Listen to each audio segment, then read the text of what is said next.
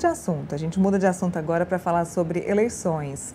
Tem uma pesquisa divulgada nessa semana pela Genial Quest que revelou que mais da metade dos brasileiros já sabem quem vai votar para presidente da República no primeiro turno. Essa pesquisa diz ainda que 56% dos entrevistados afirmaram que as escolhas são definitivas. Para a gente entender melhor esse cenário, eu e Felipe Monteiro vamos receber agora o cientista político Alberto Carlos Almeida. Que bom! Bom sua presença aqui mais uma vez, Alberto Carlos. Bem-vindo, obrigada pela gentileza mais uma vez de falar conosco. Vamos falar então sobre pesquisa e sobre presidência da República. A gente vê aí um padrão, né? Mais uma vez, a gente vê que as pessoas já sabem em quem votar, né? Ou vota em um ou vota em outro. A gente já sabia que esse ano a eleição seria mais ou menos assim. Ou Lula ou Bolsonaro, agora no caso Flávio Bolsonaro. A gente não pode esperar de forma alguma uma terceira via esse ano? Boa tarde. Boa tarde, Neila. Eu que agradeço o convite. Olha, eu acho difícil. Vai ser surpreendente se houver um terceiro candidato competitivo, que tenha, quando eu digo competitivo, um candidato que tem um bom percentual de votos, que venha a crescer e ameaçar chegar ao segundo turno. Eu acho que é muito difícil. Essa eleição é uma reprodução da eleição passada. Inclusive, foi bom que você tenha cometido aquele ato falho, né, de falar de Bolsonaro, mas você está certo, né? Ao cometer aquele ato falho, você falou algo bastante correto.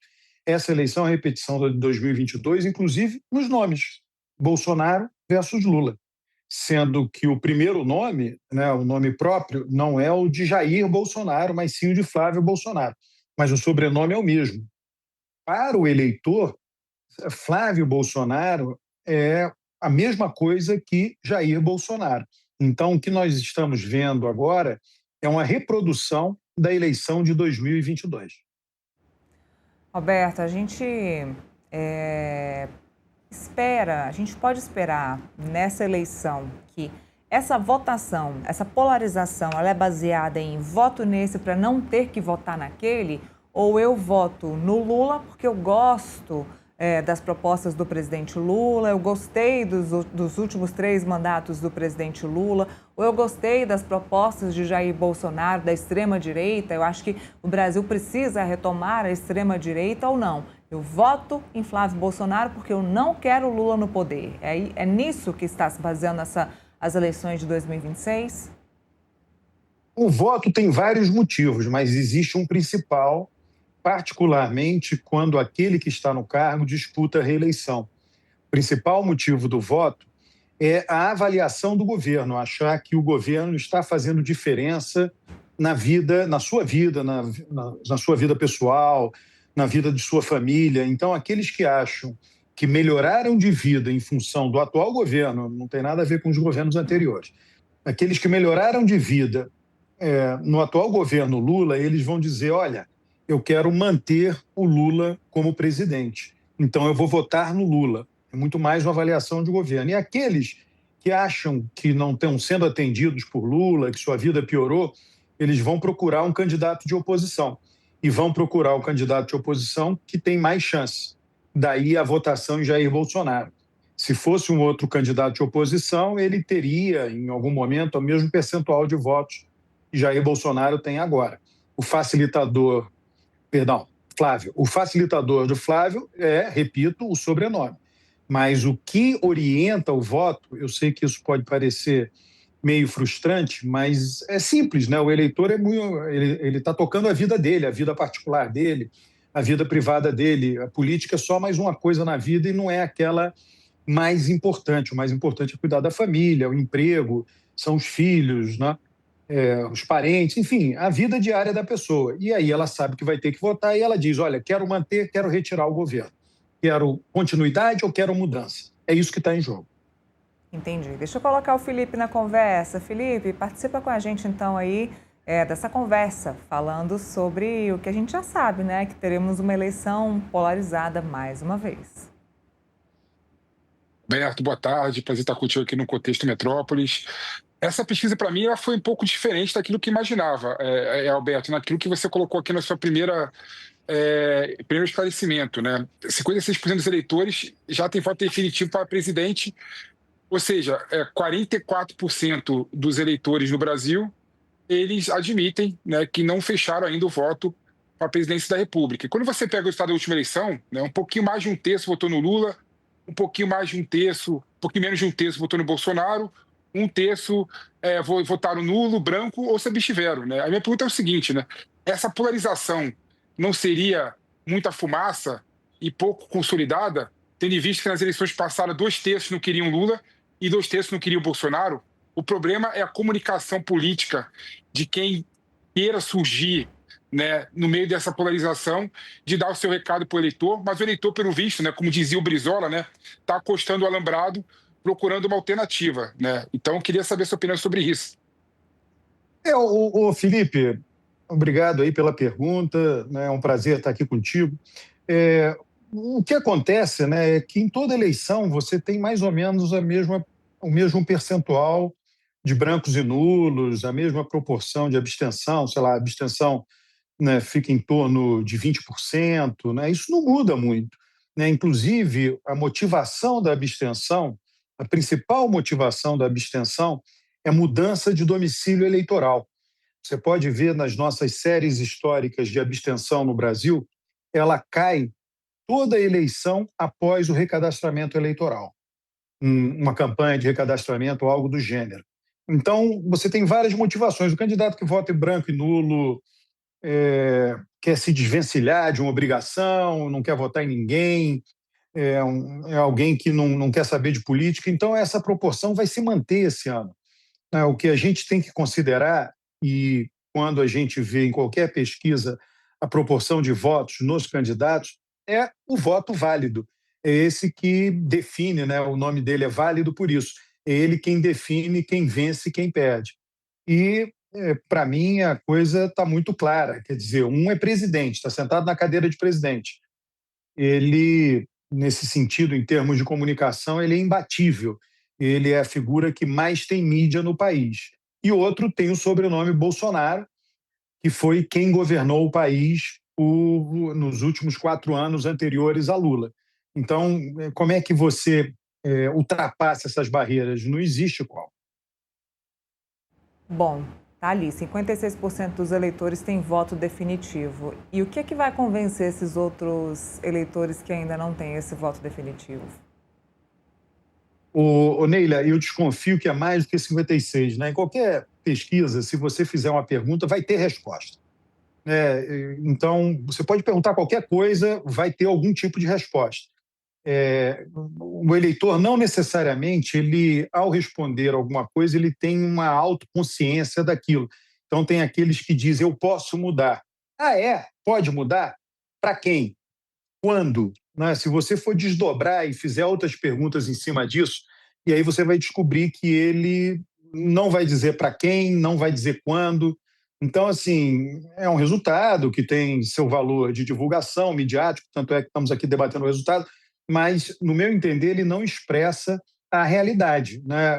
Você tem um problema de oferta e um problema de demanda. A demanda é o voto, né? Em quem o eleitor vai votar. E a oferta são os candidatos que o sistema político oferece para o eleitor. A oferta está concentrada em 2 grandes candidatos. Então, mesmo que você diga, olha, não, quero mudar, estou disposto a mudar, você não tem para onde ir. Né? Zema vai ser candidato a presidente, tudo indica, né? A não ser que seja vice de Flávio Bolsonaro. As pessoas vão deixar de votar em Flávio Bolsonaro para votar em Zema? Eu duvido, talvez uma proporção de mineiros que conhecem e aprovam o governo dele em Minas, os 2 governos seguidos, mas não seria muita coisa. Tá? Então, por isso que eu vejo sempre, né, com muita cautela alguns resultados. Felipe, por favor.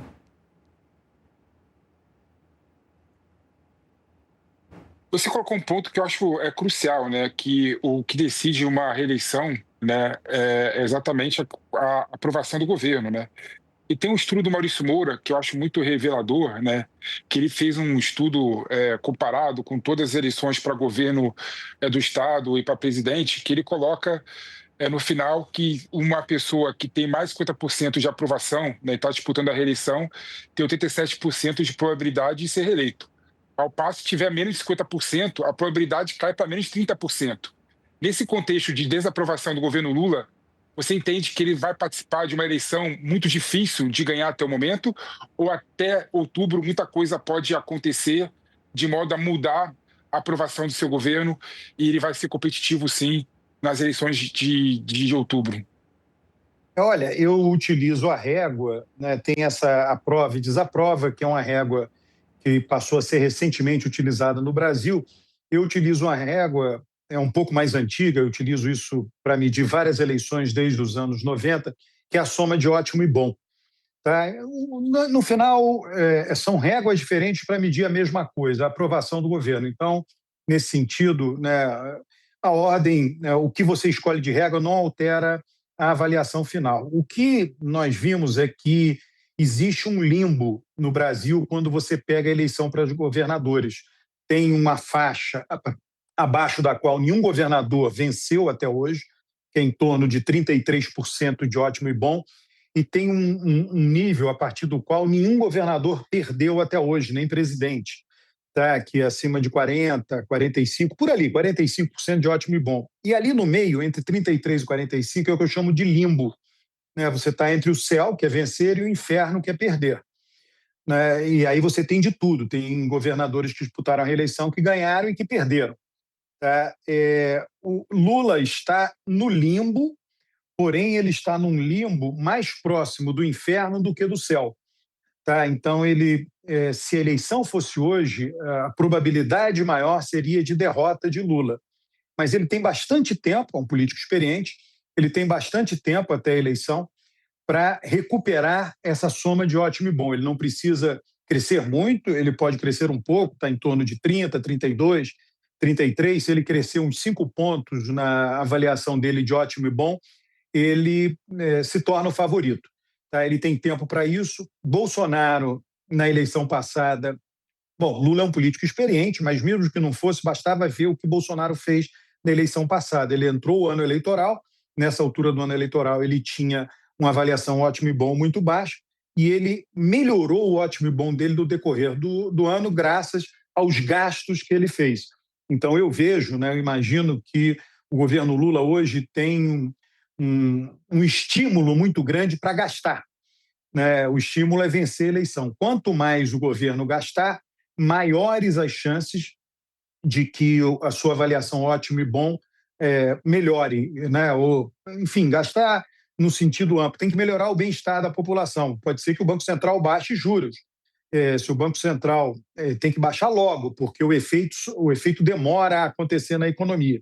O Banco Central baixando os juros, aquilo se converte em maior pujança econômica, maior crescimento, melhora a situação das pessoas e as pessoas passam a ficar mais satisfeitas com o governo.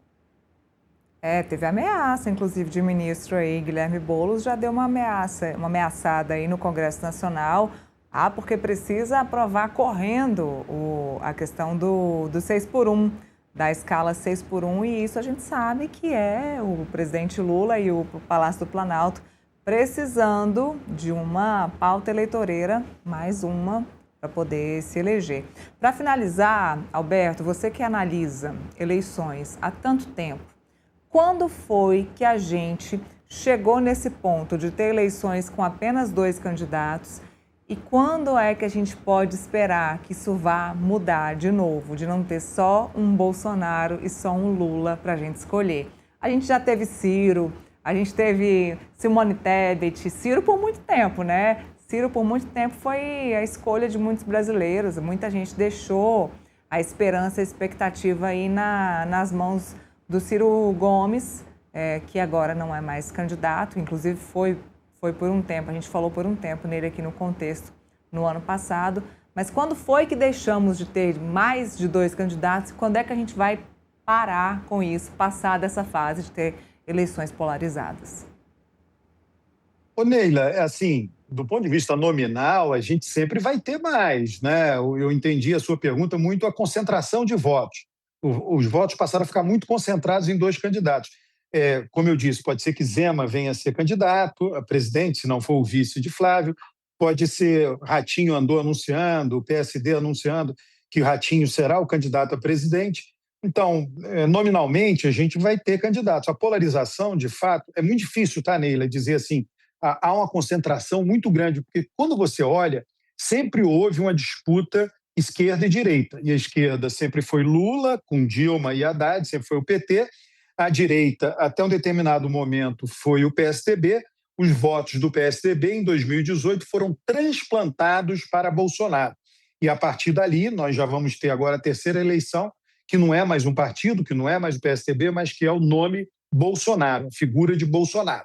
Então, essa disputa esquerda e direita concentrada a gente sempre teve. A sua pergunta tem muito a ver com o excesso de concentração de votos, inclusive prematuro, já no início do ano eleitoral. Olha, é impossível responder sua pergunta, sinceramente, Neila, porque quando vai deixar de acontecer essa hiperconcentração? Olha, com certeza haverá um espaço, não estou dizendo que vai deixar de acontecer, quando Lula não estiver mais aí e quando Bolsonaro não estiver mais aí. Haverá essa oportunidade. Mas daí a isso se realizar é muito difícil afirmar. Olha, estão me contando aqui no meu ouvido que fizeram uma enquete no chat aqui do Metrópolis e 83% das pessoas que estão nos assistindo já definiram o seu voto para a presidência da República. Então, quem está assistindo o Metrópolis já tem 83% das pessoas que estão assistindo ao Metrópolis já tem o seu voto para a presidência da República definido. Olha aí. Tá aí, pessoal. Alberto, obrigada, viu? Obrigada mais uma vez pela gentileza de analisar o cenário político e eleitoral aí desse ano para quem nos assiste aqui no Contexto Metrópolis. Muito obrigada. Eu que agradeço o convite. Um grande abraço.